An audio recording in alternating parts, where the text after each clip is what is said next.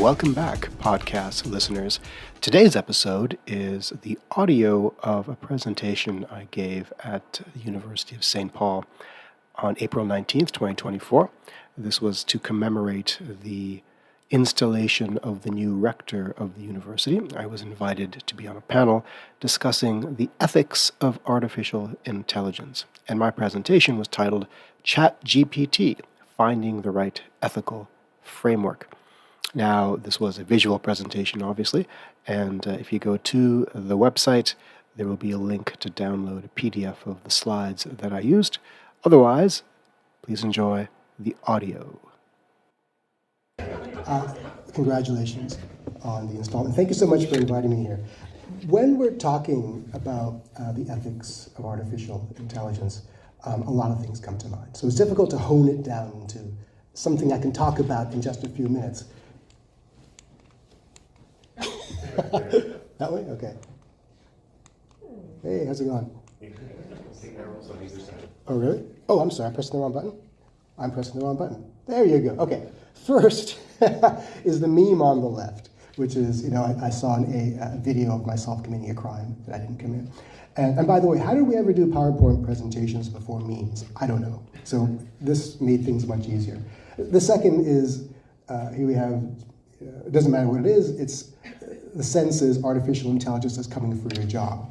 And the third is interesting. This is a case of Google Gemini, which you may not be aware, was taken off the market because it was producing highly biased images in particular.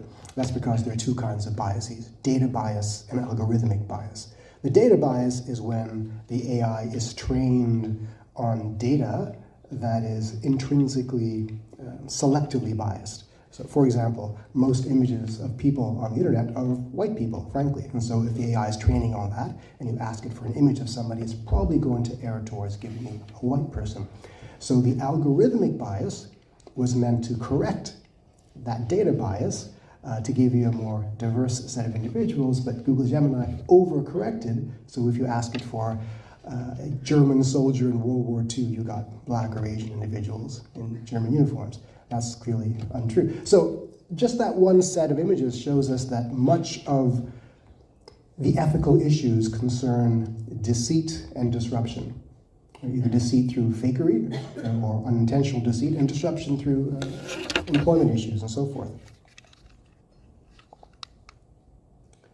But, because we haven't got a lot of time, I'm going to focus my commentary on ChatGPT. If you don't know, ChatGPT is a kind of generative AI that we call a large language model, or LLM, and it produces grammatically perfect text in response to a series of prompts. Is the text perfect? Well, linguistically, it's mostly perfect. The content we can debate. We can get through that in a second. But here's an example of some of the issues with ChatGPT. That first image talks about some fraud that was perpetrated early on, where individuals were producing large numbers of novel-length text, supposedly written by famous novelists like Stephen King. But Stephen King spelled wrong with a silent Q in his name, and dumping them en masse onto Amazon. And so unsuspecting individuals would buy these novels, assuming they're written by Stephen King or whoever, and be misled. And so that's a way of making money somewhat fraudulently using this technology, and it's technically not illegal, which is part of the problem here. And of course, that last slide, what we educators are most concerned about is students suddenly realizing, oh, this technology can write my essay for me, so why should I bother even trying? That produces or represents or introduces a whole new set of ethical challenges. So a lot of work has been done on the question of, is ChatGPT academic fraud? And here's one article, and it concludes, maybe. It depends. Nobody's got a straight answer for you. And I've spoken to a number of university administrators about this, and they haven't got a straight answer either. The trend seems to be to try to redefine what fraud is, redefine what plagiarism is, much like we did back in the 70s when the calculator first arrived. Right? Is use of a calculator considered academic fraud in teaching math? Some people thought it was back then. There were actually marches by math teachers on the streets demanding that we ban the calculator. The thing is, ChatGPT is not going away, and its ilk is not going away, and so perhaps we need to harness and ride the beast rather than trying to cage it again. In other words, redefine fraud and plagiarism to accommodate this tool and make it more pedagogically accessible. But the point of me bringing up this development is that we are no longer at the stage where we're trying to incorporate the technology into our ethical frameworks. The technology is now rewriting the ethical framework. We're rewriting what plagiarism means as a result of the technology. Kind of like we had to rewrite what a math class looks like when the calculator was first brought into play. So here we have a quote by Noam Chomsky, who hates AI. In particular, he hates ChatGPT. The entire quote's irrelevant. The point is, he says, it's not an intelligent machine, it's a plagiarism machine. And we shouldn't call it intelligence at all. And it's not. It's actually a data aggregator. So we have the sense that these machines are thinking. They're not. They are mimicking human action, as has been discussed already by previous panelists. So maybe it's better off described as a data aggregator, not as an intelligent thing. But he's angry because he feels that this is an opportunity to, again, denude and diminish the role of the human brain in public discourse and in private discourse. And on the top right, I have another quote here, suggesting that what we're missing when we talk about the use of ChatGPT is that ultimately we're making somebody rich, is that someone is profiting through the use of our intellectual content. Every time you type something into ChatGPT or another AI, presumably it goes into a training data set that is then used to produce more content, that is then used to engage more clientele, that ultimately is profitable for somebody. And that might be considered a moral hazard. So a moral hazard is when you are incentivized to take a risk without considering the cost of that risk, or maybe the cost is invisible to you. In the case of something like ChatGPT, the cost is that your data is being used to make someone money. And that's true for social media as well. It's true for Facebook, for example, where Zuckerberg makes a killing off every time I make a funny post to my friends. But I'm getting something out of it as well. So the argument could be made that there's a quid pro quo here. The point is here is that the moral hazard is in play because you're not aware that the quid pro quo is in effect. Here's a list of the ways in which OpenAI collects your data and presumably makes money off of it. The details don't matter. The point is it's a long list, right? So we're reminded here that there are actually ways in which you are being harvested through your actions on this device. There's some fine print here. I gotta put on my glasses and age myself 10 years. Whoa, I can see.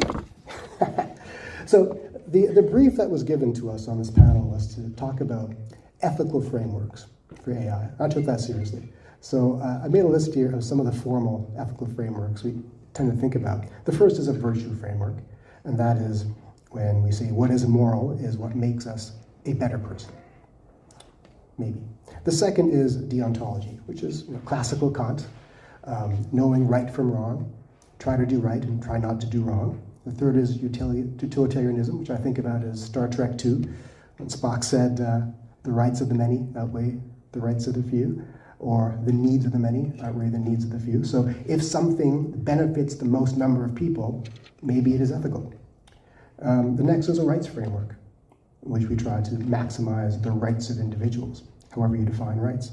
And the last is care, in which we say what is moral is that which promotes healthy relationships and caring for each other. I don't see any of these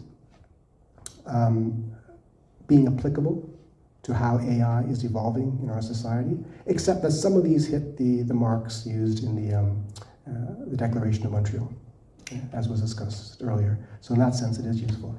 But I'll draw attention to Western liberalism, which probably is the dominant ethical framework used in our commercial world. Business ethics arises from Western liberalism because it promotes the sacrosanct nature of autonomy, of individual right. So if you're a business, you are accountable to your shareholders, first and foremost, not necessarily to your customers, not to your community, not to your wholesalers or your service providers. It's to your shareholders. So that is a useful framework for getting a lot of wealth management and production in the world. And it's not surprising to me then that that is how a lot of the business leaders in AI think about AI. Is so long as my individual rights are being upheld, and your rights are being upheld in the sense that you don't have to use it if you don't want to use it, then it is ethical. That, of course, is limiting. And that has led to the development of the social democracy framework, which is Western liberalism with a dose of equity thrown in. So we support the sacrosanct nature of autonomy so long as equity becomes something we focus on as well. Arising from these two is something that we know fairly well in the medical literature, and that is bioethics. And bioethics has a few pillars, the first being autonomy. Again, if you're a patient coming in for treatment, then your rights must be upheld. I have the right to deny treatment for myself. I have the right to say no to that surgical intervention. Then there's non-maleficence. We try not to do bad. And beneficence, we try to do good. Justice, we treat everyone the same. We try to anyway. And then lately we've added to that data privacy and things like that. So these are the major ethical frameworks, in my opinion, that have dominated global discourse in the last few decades. And I think right now, AI, in particular ChatGPT, sits in the Western liberalism framework, and maybe it shouldn't.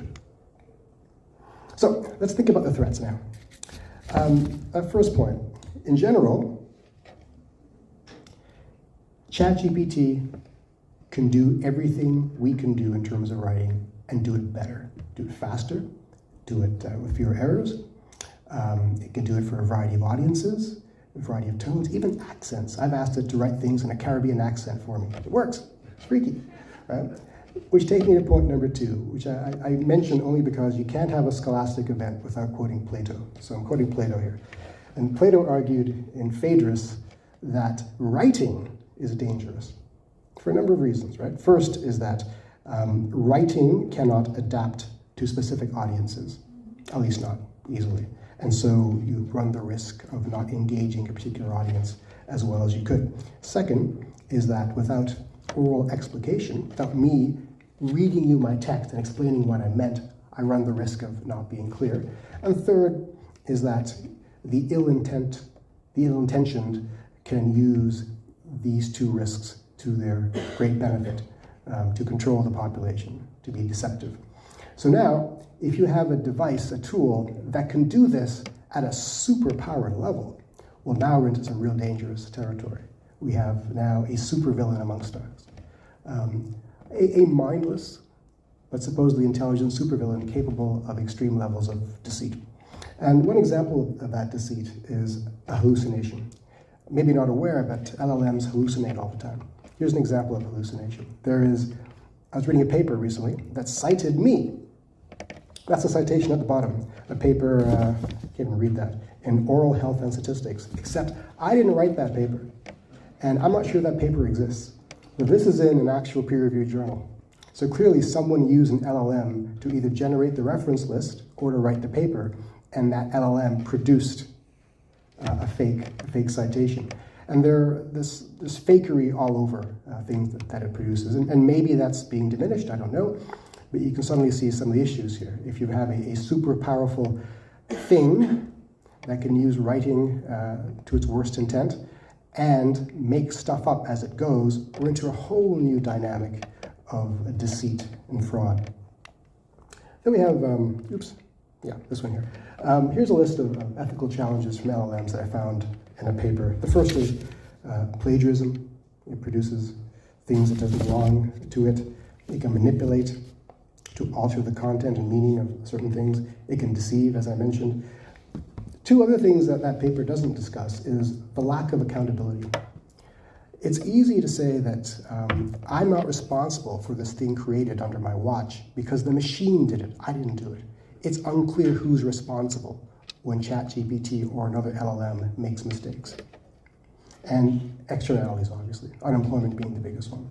We haven't talked about it all. And perhaps we should have a separate panel entirely dedicated to the effects of unemployment on AI. I found this model in a paper as well. Again, I won't go through the details. This is looking at the potential the role of ChatGPT in larger ethical frameworks, and it breaks it down into individual issues and cultural issues. But the takeaway here for me is that there are net positives and net negatives. The net positives that this paper identifies for ChatGPT are all external world positives. Things like, if I can use it to do medical simulation studies, then that promotes animal rights. If I can use it to ask about, 5 minutes left. If I can use it to ask about my own medical issues, that promotes my physical health. On the other hand, the net negatives are all personal, interrelational, and societal. Things like accountability, fraud, and so forth. And there are other kinds of threats. This slide just talks about a kind of cultural threat. This individual in, I think it's Sweden, is complaining that when it asks ChatGPT to describe, I think, gas furnaces, it does so in a way that's not relevant to their cultural context, because the gas furnaces where he lives don't behave like that. So again, that's a case of data bias. Again, here's a list of potential positives and potential negatives of ChatGPT. Positive, it gives voice to the disenfranchised. On the other hand, it increases the risk of academic fraud.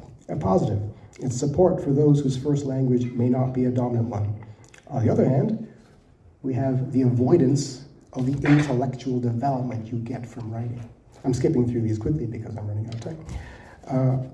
On the one hand, you can tailor-make your text for a specific audience. That's fantastic. However, it can be used to weaponize and hone disinformation, as we see already on Twitter, being used by a variety of political bots to sow all kinds of discontent. As mentioned, UNESCO has an ethical framework, which I don't find that useful. I'm putting it up here because people need to know it exists. I don't find it useful for the same reasons that were brought up already. It's accommodating, and it doesn't seek, in my opinion, to actually constrain the beast or even to guide it. It seems more to contextualize its use in the larger economic ecosystem. And some thoughts that I think have to make clear. First is that it is mimicking intelligence. It is not intelligent. It's not wise either. Because this is University of St. Paul, I was listening to a podcast recently about how the transhumanism implicit in AI may be a spiritual risk of some kind, because it reduces what we think of as human into simple information. We are more than information. So this is seeking to mimic the human animal. It must seek to be more, not just to mimic our emotions or our superficialities. Next is that, as I mentioned, it's information aggregation. GIGO means garbage in, garbage out. So every machine learning algorithm runs on GIGO. It is what you feed it. If you train it on bad data, it will give you bad results. So one of the challenges here is making sure that we are feeding it on diverse representative data. And the last part here is that, as I mentioned, the biases are either data-driven or algorithm-driven. And the point is, both of those kinds of biases represent who we are. So maybe it's not really biased. Right? If we're saying it's skewed because the data that it's sampling is skewed, well, we are that data. Maybe we're skewed. I don't know the answer to that.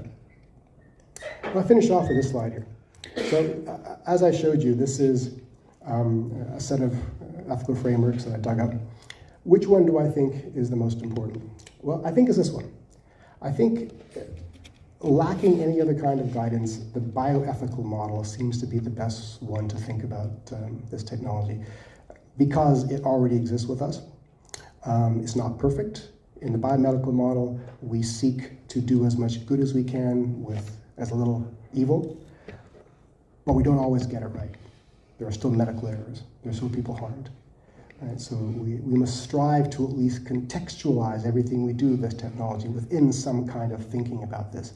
In medicine, we've had the Nuremberg trials, we have a Declaration of Helsinki. Now with AI, at least we have the Declaration of Montreal as a start, but we have to go further.